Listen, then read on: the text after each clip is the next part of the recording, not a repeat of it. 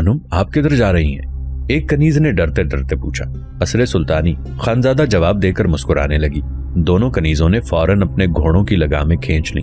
ना बाबा, हम उधर नहीं जाएंगे, खामखा ख्वारी होगी, किसी ने पकड़ लिया तो क्या जवाब देंगे? मैं तुम्हारे साथ हूँ, घबराती क्यों हो? खानजादा ने भी अपना घोड़ा रोका। तुमने आज तक सुल्तान का महल नहीं देखा होगा, मैं तुम्हें पूरे महल की सैर कराऊंगी। खानुम, क्या आप सुल्तान मोहतरम को जानती हैं? दूसरी कनीज ने खानजादा को शुबे और हैरत से देखा। तुम जानने को कह रही हो? सुल्तान ने मुझे खुद बुलाया है। खानजादा ने शोखी से कहा। तुम देखना महल में मेरी कैसी आवभगत होती है। खानुम, आपने तो बाजार की सैर को कहा था। वो तो बस यूं ही कह दिया था, अगर तुम डर रही हो तो वापस चली जाओ। खानजादा ने घोड़ा आगे बढ़ा दिया। कनीजें खौफजदा तो थीं, लेकिन कसरे सुल्तानी देखने का शौक उन्हें सताने लगा। खानजादा आगे बढ़ गई थी। कनीजें देर तक आपस में बातें करती रहीं, फिर घोड़े बढ़ाकर खानजादा के करीब पहुंच गईं। खानुम, अगर कुछ उल्टी सीधी पड़ गई तो आप संभालिएगा, एक कनीज ने कहा। हम तो महज कनीजें हैं, हम साफ कह देंगी कि हमें खानुम अपने साथ लाई हैं। दूसरी ने अपना बचाव किया। क्यों डरी जा रही हो? खानजादा ने उन्हें हौसला दिया। मैं पहले भी एक बार यहाँ आ चुकी हूँ, तुम्हें कोई कुछ नहीं कहेगा। आपको किसी ने रोका नहीं था? हाँ, रोका था, खानजादा ने जवाब दिया। किसने? सिपाहियों ने या फौज ने? एक कुत्ते ने रोका था। खानजादा खिलखिलाकर हंस पड़ी। कुत्ते ने? क्या महल की हिफाजत कुत्ते करते हैं? सामने मीरा शाह के महल का सदर दरवाजा नजर आ रहा था। खानजादा ने उधर इशारा करते हुए कहा, वो देखो, कुत्ता आ रहा है। कनीजें हैरान नजरों से दरवाजे की तरफ देखने लगी। खुले हुए दरवाजे से एक सवार निकलकर उनकी तरफ आ रहा था। सवार का लिबास निहायत जर्क बर्क था। यही वो कुत्ता है जो रास्ता रोकता है, खानजादा ने करीब आते हुए सवार को देखकर कहा। मगर ये पालतू जानवर है, काटता नहीं, सिर्फ भौंकता है तो दरबान, मगर खुद को पता नहीं क्या कुछ बताता है। देखो वो करीब आ गया है, तुम दोनों इसको संभालो, बस 1 मिनट के लिए बातों में लगाना। जैसे ही मैं दरवाजे में दाखिल हो जाऊं तो तुम भी पीछा छुड़ा कर आ जाना। बढ़ो बढ़ो, आगे बढ़ो। कनीजों ने एक दूसरे को देखा, कुछ इशारे, कुछ मुस्कुराई, फिर उन्होंने झुरझुरी सी लेकर कहा। उन्होंने अपने घोड़े आगे बढ़ा दिए। तरादार सवार बिल्कुल उनके मुकाबिल आ गया। खानजादा ने अपना घोड़ा कनीजों के पीछे कर लिया। खुशामदीद, खुशामदीद ए नाज़नीनाए बहार, ए चमनिस्तान नूरो निकहत के गुल, ए हुराने अर्जी की नौखेज पैगंबरों। शाही दरबान ने हस्बे आदत कनीजों पर गुलहाए अकीदत बखेरने शुरू कर दिए। ये वही दरबान था जिसने पहले दिन खानजादा को महल में दाखिल होने से रोका था। सुना है आप शायर भी हैं? एक कनीज ने जरा शौकी से पूछा। अगर आप वाकई शायर हैं तो कोई ऐसा शेर सुनाइए कि बस तबीयत फड़क उठे। दूसरी ने टुकड़ा लगाया। माशाअल्लाह, सुभान अल्लाह, ज़हे नसीब, आप नजर शनास और बाज़ौक़ ख़वातीन हैं। दरबान ने दोनों को दिलचस्पी से देखा। खुशनसीब है वो शायर जिसे परी पैकरान और हसीना ने तबरेज दावत शेर गोई अता फरमाई। बराहे करम ये तो फरमाइए कि शेर शौराए कदीम, शौराए जदीद का हो या फिर इस हकीर फकीर, दिलगीर सिनानो तीर, बरहना शमशीर, जवानो पीर, जमीर बेनजीर। बस बस, अब मजीद काफिया पैमाई की जरूरत नहीं। कनीज ने उसे हाथ के इशारे से मना कर दिया। कनीज के हाथ में ताजा मेहंदी लगी थी। दरबान शायर ने कनीज का हिना आलूद हाथ देखा तो फौरन बोला, सुभान अल्लाह, ये दस्ते हिनाई का इशारा। शेर सुनाइए। कनीज चढ़कर बोली। शेर? हाँ, शेर सुनिए, अर्ज किया है। दरबान शायर आंखें बंद करके या तो फिक्रे शेर में खो गया या फिर किसी मौजू और शौक शेर की तलाश में जहन दौड़ाने लगा। खानजादा के लिए ये लम्हा गनीमत था। उसे आज महल में बाहर सूरत दाखिल होना था, लेकिन वो दरवाजे पर इस इंसान की बकवास नहीं सुनना चाहती थी। उसने चुपके से अपना घोड़ा झुकाई देकर आगे किया और आहिस्ता आहिस्ता दरवाजे की तरफ बढ़ाया। दरबान अब तक फिक्रे शेर में गर्क था और खानजादा सदर दरवाजे तक पहुंच चुकी थी। दरबान ने आंखें खोली और झूम कर कहा, नाज़नीना ने तबरेज मुलाहिजा फरमाइए। अर्ज किया है, अगर अन तुर्क शीराजी बदस। अभी मिसरा मुकम्मल नहीं हुआ था कि उसकी नजर खानजादा पर पड़ी जो दरवाजे से गुजरकर कसरे सुल्तानी की सीढ़ियों पर पहुंच चुकी थी। मिसरा उसके हलक में अटक गया। उसने सर को झटका दिया, आंखें पटपटाई और घोड़ा भगा दिया। उसका घोड़ा अंदर की तरफ भाग रहा था और वो चीख चीख कर कह रहा था, दौड़ो दौड़ो, पकड़ो, महल में कौन घुसा जा रहा है, पकड़ो पकड़ो। मगर खानजादा को कौन रोकता, कौन पकड़ता? महल के दूसरे दरबान भी उसी कबील के लोग थे। वो अपने अपने कमरों में बैठे शतरंज वगैरह खेल रहे थे या फिर बेढंगी आवाज में शेर पढ़ रहे थे। जब तक वो घरों से निकलकर खानजादा को पकड़ते, वो कसर की सीढ़ियां तय करके राहदारी में पहुंच चुकी थी। खानजादा बड़ी तेजी से घोड़े से कूद कर उतरी थी, इसलिए तलवार तो उसके हाथ न आ सकी, लेकिन चमड़े का एक कोड़ा उसके हाथ लग गया जो जीन के साथ लटका हुआ था। खानजादा ने उस कोड़े को ही गनीमत जाना और कोड़े को लहराती हुई राहदारी में बढ़ने लगी। उसने चादर फेंक दी थी और निकाब उतार दिया था। कसरे शाही के अंदर और बाहर कयामत बर्पा हो गई थी। महल के तमाम बैरूनी महाफिज दरबान सीढ़ियों के पास जमा हो गए थे और वहीं से चिल्ला चिल्ला कर محل کی کنیزوں اور خواجہ سراؤں کو خبردار کر رہے تھے۔ وہ اوپر نہیں جا سکتے تھے کیونکہ بیرونی محافظوں کو سیڑھیوں پر بھی پیر رکھنے کا حکم نہیں تھا۔ اس سے خانزادہ کے ساتھ آنے والی کنیزوں نے بھی فائدہ اٹھایا اور وہ بھی سیڑھیاں چڑھ کر اوپر پہنچ گئیں، لیکن انہیں خواجہ سراؤں نے فوراً قابو کر لیا کیونکہ وہ نہ تو مسلح تھیں اور نہ ان کے پاس خانزادہ کی طرح کا کوئی کوڑا ہی تھا۔ خانزادہ کو میران شاہ کے بارے میں پوچھنے کی ضرورت نہ پڑی۔ محل کے ایک حصے میں تیز موسیقی کی آواز آ رہی تھی جس نے خانزادہ کی رہنمائی کی، کیونکہ ظاہر تھا کہ موسیقی کی محفل جس جگہ برپا ہے میران شاہ کی وہاں موجودگی یقینی تھی۔ خانزادہ کوڑا گھماتی بڑی بے خوفی سے موسیقی کی آواز کی طرف بڑھ رہی تھی۔ جو کنیز یا خواجہ سرا سامنے آ کر اسے روکنے کی کوشش کرتا، خانزادہ اس پر کوڑوں کی بارش کر دیتی، لہٰذا ہر طرف بھگدڑ اور چیخو پکار مچی ہوئی تھی۔ بہت سے خواجہ سرا اور کنیزیں اس دروازے پر جمع ہو گئے جس کے اندر سے موسیقی کی آواز آ رہی تھی۔ یہ محل کا بڑا ہال تھا اور اسے دربار کے لیے استعمال کیا جاتا تھا، لیکن جب سے میران شاہ نے اس ولایت کو گورنری سنبھالی تھی اس میں ایک دن بھی دربار نہیں لگا، لیکن موسیقی کی محفلیں روز بلکہ دن میں کئی بار لگتی تھی۔ دربار محفل نشاط میں بدل گیا تھا جہاں سے ہر وقت ساز و آواز کی خوشکن صدا آتی رہتی تھی۔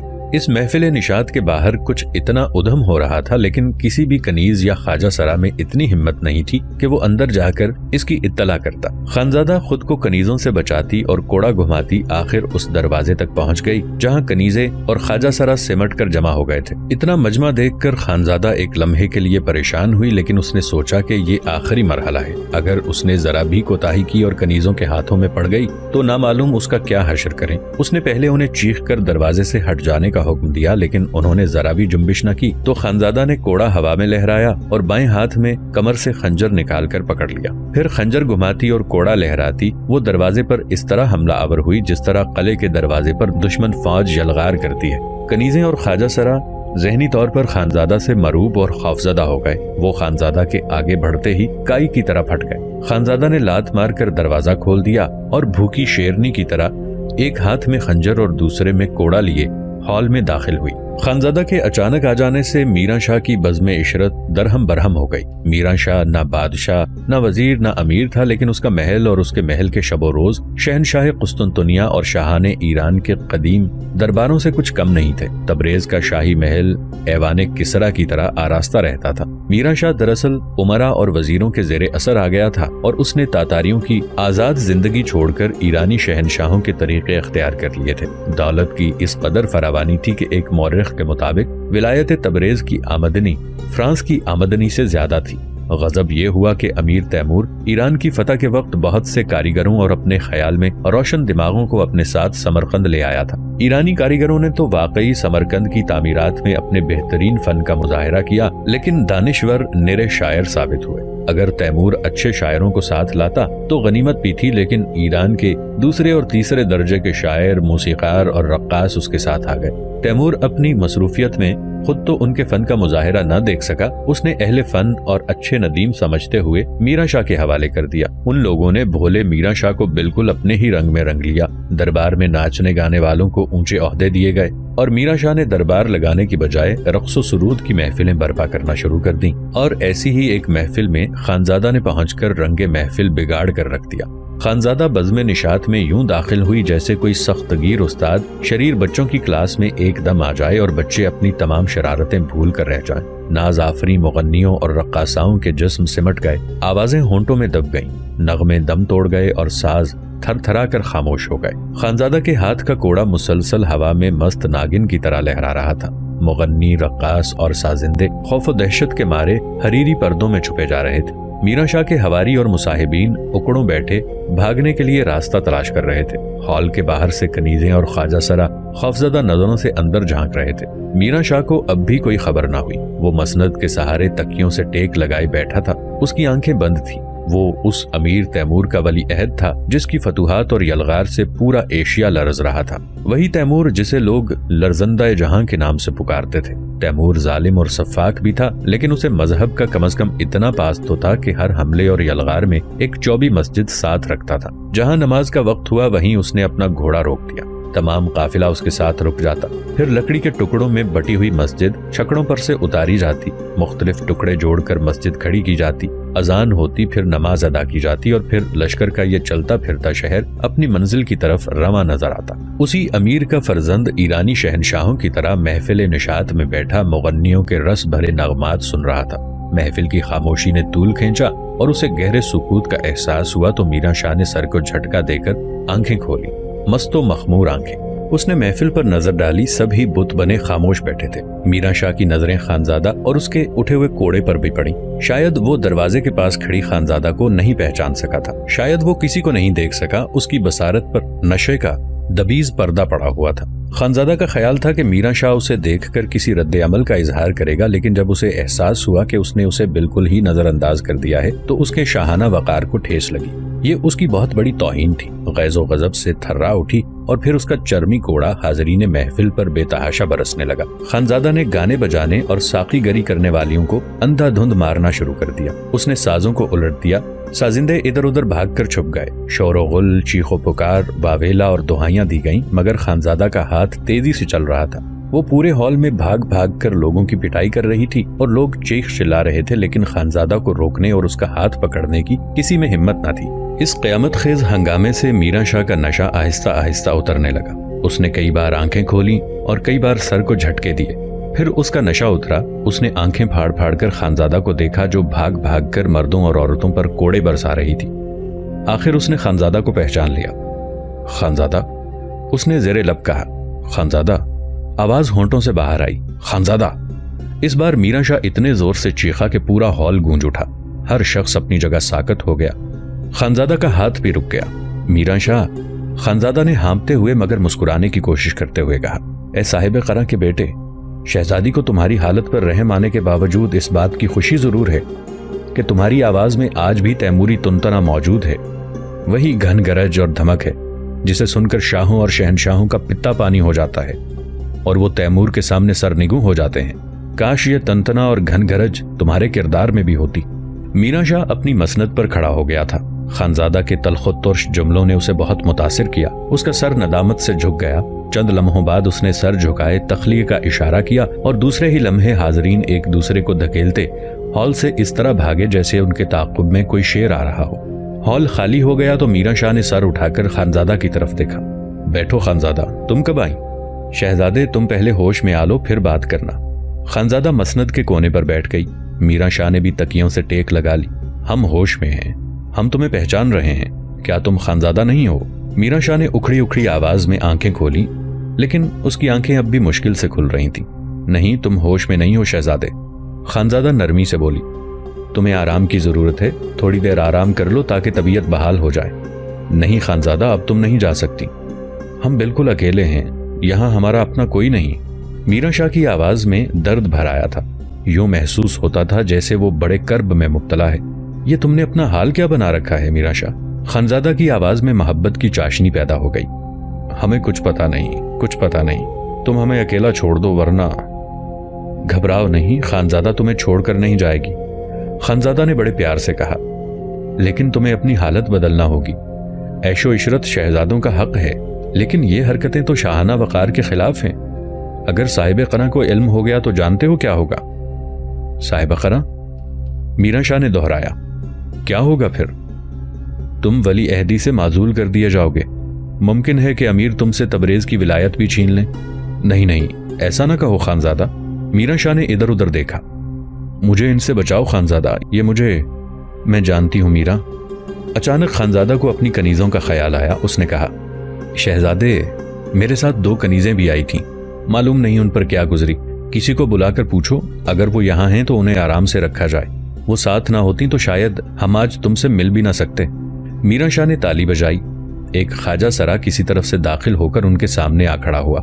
शहजादी के साथ 2 कनीजें आई थीं। मीरा शाह ने कहा, उन्हें इज्जत के साथ हाजिर किया जाए। ख्वाजा सरा उल्टे पांव वापस चला गया। तुम तबरेज कब आई खानजादा? कहाँ ठहरी हो? मीरा शाह ने पूछा। हमें आए हुए 1 माह से ज्यादा हो गया है, खानजादा ने बताया। लेकिन ये सब पुरानी बातें हैं। हमें ये बताओ कि तुम ये माहौल और दरबार का ये रंग ढंग कैसे पसंद कर लेते हो? अगर ऐसे माहौल में रहना चाहते हो तो हमें इजाजत दो, ہم اور گاؤں واپس چلے جاتے ہیں۔ ہم کیا کریں خانزادہ؟ میرا شاہ دکھ سے بولا۔ کوئی صلاح دینے والا نہیں، ہم کس سے مشورہ کریں؟ صاحب قرا نے جو امیر ہمارے ساتھ بھیجے تھے وہ سب ہم سے کنارہ کر گئے ہیں، کوئی سلام کرنے کو بھی نہیں آتا۔ تاتاری فوج چھاونی میں رہتی ہے، اس کا سردار ہم سے ملنے نہیں آتا۔ پھر ہم کیا کرتے؟ دل بہلانے کے لیے کوئی صورت تو نکالنا تھی۔ امیر نے جو ندیم بھیجے ہیں وہ اس کے ہم پیالہ اور ہم نوالا ہیں۔ شہزادے کبھی تم نے دربار لگایا؟ دربار کی کیا ضرورت ہے خانزادہ؟ میرا شاہ بولا، تبریز میں نہ تو کوئی فقیر ہے نہ فریادی، پھر دربار کس کے لیے لگایا جائے؟ سب آرام سے زندگی گزار رہے ہیں، مگر حکمرانی کا طریقہ یہ تو نہیں کہ حاکم دنیا و مافیہ سے غافل ہو کر چنگ و رباب میں گم ہو جائے۔ خانزادہ ترشی کے لہجے میں بولی، اگر تم نے کبھی کسی امیر یا فوجی سردار کو بلا کر پوچھا ہوتا کہ اس نے دربار میں آ کر تمہیں سلام کرنا کیوں چھوڑ دیا ہے تو تمہیں یہاں کے حالات معلوم ہوتے۔ تمہارے گرد خوشامدیوں نے گھیرا ڈال رکھا ہے، ہمیں پورے محل میں ایک بھی سپاہی مرد یا عورت نظر نہیں آئی، اس کی کیا وجہ ہے؟ ہمیں کچھ پتا نہیں، میرا شاہ نے بچوں جیسی معصومیت سے جواب دیا۔ میرا شاہ، ہم تمہیں بتاتے ہیں کہ تبریز میں کیا ہو رہا ہے۔ خانزادہ بڑے وقار سے بولی، تمہاری آنکھیں رنگ و نور کی چمک سے خیرہ کر دی گئی ہیں اور کانوں میں صرف تربیہ نغمے ہی ٹھونسے جاتے ہیں۔ وزیروں نے تمہیں گورنر کی بجائے تبریز کا سلطان ابن سلطان مشہور کر رکھا ہے۔ تم اس سونے کے پنجرے میں قید ہو، تمہارے امیر اور وزیر تمہارے نام پر حکومت کر رہے ہیں۔ تاتاری امیروں نے اس لیے گوشہ نشینی اختیار کر لی ہے کہ وہ تمہارا لحاظ کرتے ہیں۔ تم امیر تیمور کے بیٹے ہو، وہ امیر تیمور کے بیٹے کا ہر حکم بے چونو چرا مانتے ہیں۔ وہ نہ تم کو مشورہ دے سکتے ہیں اور نہ تمہارے کاموں میں دخل دینے کی ان میں ہمت ہے۔ یہی حال یہاں فوج کا ہے، اسے بھی عیش و عشرت کا چسکا پڑ گیا ہے اور ان کی جنگی صلاحیتیں روز بروز زنگ آلود ہوتی جا رہی ہیں۔ مگر ہم کیا کریں؟ تم بتاؤ ہمیں کیا کرنا چاہیے؟ میرا شاہ ان حالات کو سن کر کچھ پریشان سا ہو گیا۔ اسی وقت خواجہ سرا ان کنیزوں کو لے کر داخل ہوا جو اس کے ساتھ آئی تھیں۔ خواجہ سرا نے اندر آتے ہی کہا، تعظیم پیش کرو، تم سلطان ابن سلطان شاہ تبریز کے حضور میں ہو۔ کنیزوں نے اپنے سلطان کو کبھی نہیں دیکھا تھا، وہ خواجہ سرا کی آواز سنتے ہی رکوع کی حالت میں جھک گئیں اور سلام پیش کیا۔ ہماری طرف دیکھو، خانزادہ نے مسکرا کر کہا۔ کنیزوں نے سر اٹھائے اور ان کی نظریں خانزادہ پر جم گئیں۔ خانزادہ سلطان کے ساتھ بیٹھی بڑی بے تکلفی سے مسکرا رہی تھی۔ میرا شاہ نے خواجہ سرا کو مخاطب کیا، گلفام، شہزادی خانزادہ کے لیے قصر قاف فوراً خالی کرا کے آراستہ کیا جائے اور وزیر سلطنت کو فوراً طلب کیا جائے۔ گلفام سلام کر کے فوراً چلا۔ خانزادہ سہمی اور حیرت میں ڈوبی ہوئی کنیزوں کو دلچسپی سے دیکھ رہی تھی۔ اس نے پوچھا، تمہیں کوئی تکلیف تو نہیں ہوئی؟ آپ تکلیف کا کہہ رہی ہیں خانم؟ نہیں شہزادی عالیہ۔ کنیز نے رک کر اصلاح کی، پھر بولی، ان بدبخت خواجہ سراؤں نے مار مار کر ہمارا بھرکس نکال دیا ہے۔ خانزادہ ہنسنے لگی۔ اس نے پوچھا، اچھا یہ بتاؤ، تم ہمارے ساتھ رہنا پسند کرو گی یا وزیر سلطنت کے گھر واپس جاؤ گی؟ شہزادی عالیہ، اگر آپ ہمیں اپنی خدمت کا موقع عنایت کریں تو یہ ہماری خوش نصیبی ہوگی۔ ایک فوراً بولی، کیا یہ ہمارے وزیر سلطنت کی کنیزیں ہیں؟ میرا شاہ نے دخل دیا، ہاں شہزادے، ہم ابھی تک انہی کی عطا کردہ حویلی میں مقیم ہیں۔ خانزادہ نے بتایا، اب یہ دونوں کنیزیں ہماری طرف سے شہزادے کی خدمت پر مامور کی جاتی ہیں، بشرطے کہ شہزادے پسند فرمائیں۔ ضرور ضرور، میرا شاہ نے اطمینان کا سانس لیا۔ ہم انہیں محل کی تمام کنیزوں کی سرداری عطا کرتے ہیں، محل کے تمام اختیارات انہی کے سپرد کیے جاتے ہیں۔ کنیزوں نے اس اعزاز پر فوراً جھک کر سلام پیش کیا۔ وہ خوشی سے پھولے نہیں سما رہی تھیں۔ میرا شاہ نے ان کو باہر بھیج دیا، پھر دیر تک خانزادہ سے گفتگو کرتا رہا، کچھ شکوے، کچھ شکایتیں اور مستقبل کے منصوبے۔ مطبخ کے خواجہ سرا دروغہ نے اطلاع دی کہ کھانا لگا دیا گیا ہے۔ میرا شاہ اور خانزادہ اٹھ کر کھانے کے لیے باہر چلے گئے۔ خانزادہ کی دونوں کنیزوں نے باہر جاتے ہی عہدے اور تقرر کا اعلان کر دیا تھا اور اب وہ کھانے کے انتظام میں بھی پیش نظر آ رہی تھیں۔ آج شب کھانے کے کمرے کا رنگ ہی بدل گیا تھا۔ روز تو یہ ہوتا تھا کہ میرا شاہ کے اہالی، موالی اور خوشامدی اس کے ساتھ کھانے میں شریک ہوتے تھے، لیکن اس وقت صرف میرا شاہ اور خانزادہ کھانے پر بیٹھے تھے۔ نہ لطیفوں کی پھلجڑیاں چھوٹ رہی تھیں، نہ حافظ شیرازی کے شعروں کا گلا گھونٹا جا رہا تھا۔ میرا شاہ اور وہ کھانے کے دوران بڑی سنجیدگی سے گفتگو کرتے رہے۔ کھانے کے بعد وزیر سلطنت کو پیش کیا گیا۔ وہ بہت دیر سے باہر بیٹھا انتظار کر رہا تھا۔ وزیر سلطنت اس وقت طلبی سے کچھ پریشان تھا۔ اگر اس نے پیغام پہنچانے والے سے پوچھا ہوتا تو اسے بہت کچھ معلوم ہو جاتا۔ اب وزیر سلطنت اپنی شان میں تھا۔ وہ محل کے ایک غلام پر یہ کیوں ظاہر ہونے دیتا کہ وہ پریشان ہے؟ اس کا تعلق قصر سلطانی سے تھا اور قصر کا ادنا سے ادنا غلام اپنے آپ کو وزیر سلطنت سے کمتر نہیں سمجھتا تھا۔ جب وزیر سلطنت میرا شاہ کے سامنے حاضر ہوا تو اس کی آنکھیں حیرت سے ابل پڑی۔ میرا شاہ شاہی چھتر پر ٹیک لگائے بیٹھا تھا اور خانزادہ اس کے پائنتی بیٹھی بڑی بے تکلفی سے گفتگو کر رہی تھی۔